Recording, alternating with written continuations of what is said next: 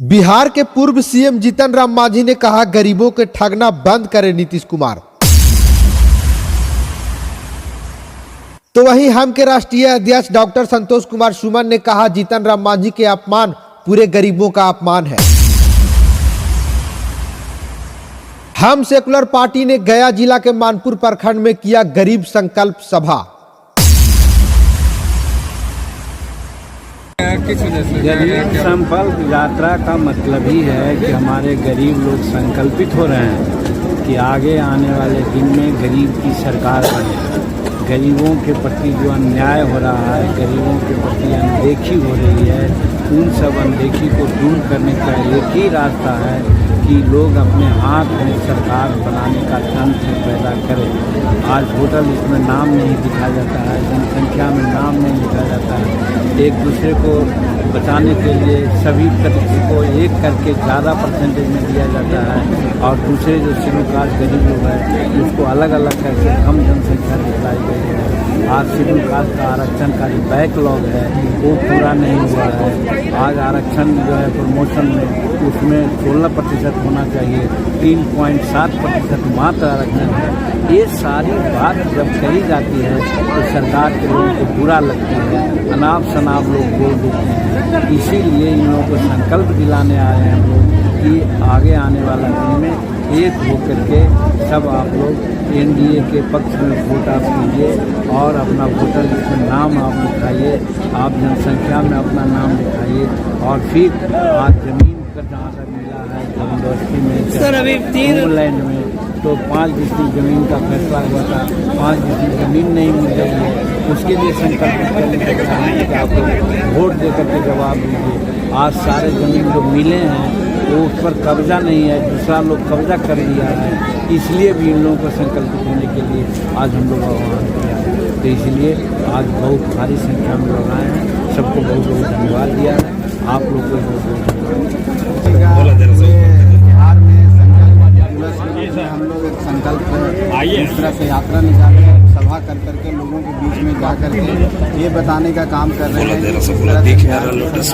बिहार सरकार के माननीय मुखिया हैं जो अपने आप को दलितों शोषितों को शोषितक बताते हैं। इस तरह से दलित के बड़े नेता जीतन राम मांझी जी के साथ अपमान किया है, उनको अपमानित करने का काम किया। और माननीय जीतन राम मांझी जी किसी एक दलित एक व्यक्ति का नाम नहीं है, पूरे एक समाज और एक चिंतन है।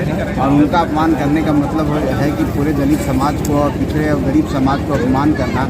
और ख़ास करके जब सदन में ही उनका सम्मान नहीं हो पाया तो आप सोच लीजिए कि गांव घर में जो देहातों में रहते हैं उनके साथ क्या व्यवहार किया जा रहा होगा उनके शासन प्रशासन के द्वारा। इन्हीं बातों को लेकर इसी का आह्वान करने जन जन तक इस आवाज़ को पहुंचाने के लिए हम लोग इस तरह के कार्यक्रम कर रहे हैं। और हम लोग का जो भीड़ मिल रही है, जो लोगों का उत्साह मिल रहा है, एक दर्शाता है कि आने वाला समय गरीबों का है। और जो इस तरह का व्यवहार दलितों महिलाओं के साथ चाहे गरीबों के साथ करने वाले लोग हैं, चाहे कोई भी लोग हैं, उनके साथ जनता कभी मन न्याय नहीं करेगी, उनको दिखाने का वोट में काम करेगी। जो उनका अधिकार है, वोट का समय आएगा, जो चुनाव है, चाहे 24 का चुनाव हो चाहे 25 का चुनाव हो, विधानसभा लोकसभा, उसमें जनता सबक सिखाएगी। हम लोग को पूर्ण आशा विश्वास है। इसी के लिए हम लोग आज इस तरह कार्य करते हैं। विधानसभा में जो माननीय मुख्यमंत्री जी ने हमारे नेता, दलितों के नेता, गरीबों के नेता माननीय जीतन राम मांझी जी के साथ जिस तरह के अशोभनीय वक्तव्य दिया वह बहुत ही दुखद है, निंदनीय है। पूरे देश में इसकी निंदा की जा रही है और गरीबों में काफ़ी दुख पहुंचा है पूरे प्रदेश में, पूरे देश में।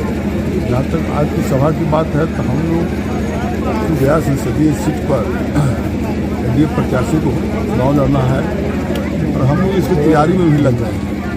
पूरे पार्लियामेंट के हर क्षेत्र में, हर विधानसभा क्षेत्र में इसकी पूरी तैयारी हो रही है। और संकल्प सभा के माध्यम से हम गरीबों को, अपने दलितों को, गरीब को और दूसरे गरीब लोग हैं सबकी कथा कर रहे हैं और तैयारी कर रहे हैं कि जो एनडीए का सीट रहा है गया में हमेशा से भाजपा से जो गठबंधन की बात हुए हैं वैसा चुनाव जीतने का काम करीब करें।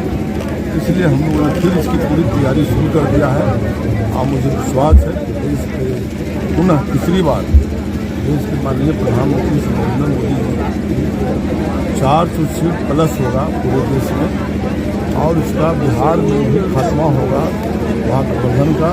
और पहला सीट सबसे अधिक मत से हम लोग जीतेंगे तो गया संसदीय क्षेत्र।